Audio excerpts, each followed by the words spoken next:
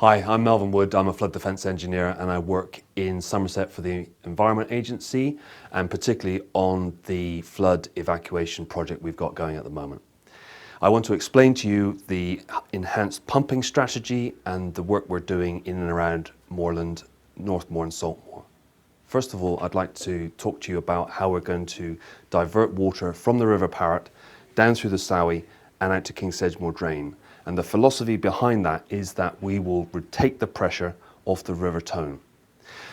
So we need to divert water through Monksleys Clyce, and to do that, which will send a huge volume of water down through that valley, we need a series of works to put in place to be able to receive those waters. First of all, we need additional pumping at Dunball Sluice, which will allow us during times of tide locking to pump over the top of the defences and out to the Parrett and out to sea. Then we need to protect the vulnerable low-lying properties at Western Zoyland. We also need to put additional pumping in at Beer Wall to allow us to pump across the A361 and Seven Bends. And we also need to protect those vulnerable properties at Allerdrove.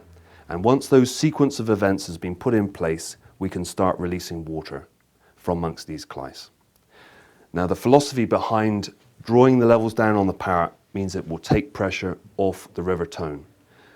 The River Tone has been continuing to flow across Hookbridge Spillway since Christmas, which is pouring more water into Currymore, which is then overspilling Boltmoor Wall and down into Northmoor and Saltmoor.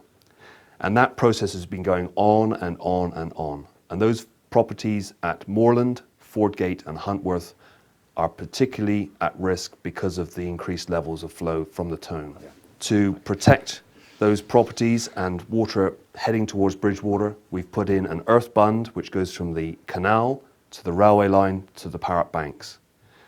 We've also put in additional pumping at Huntworth, so as the level rises, we will be able to contain that water and put it into the River Parrett.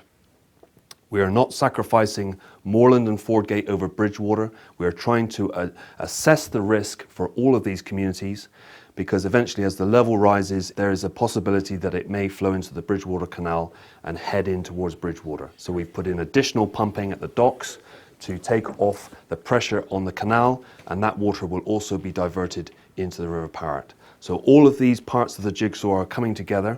However, we are dependent on it stopping rain, which will stop these pulses of water coming down through the Tone, which will then overspill down through the various moors.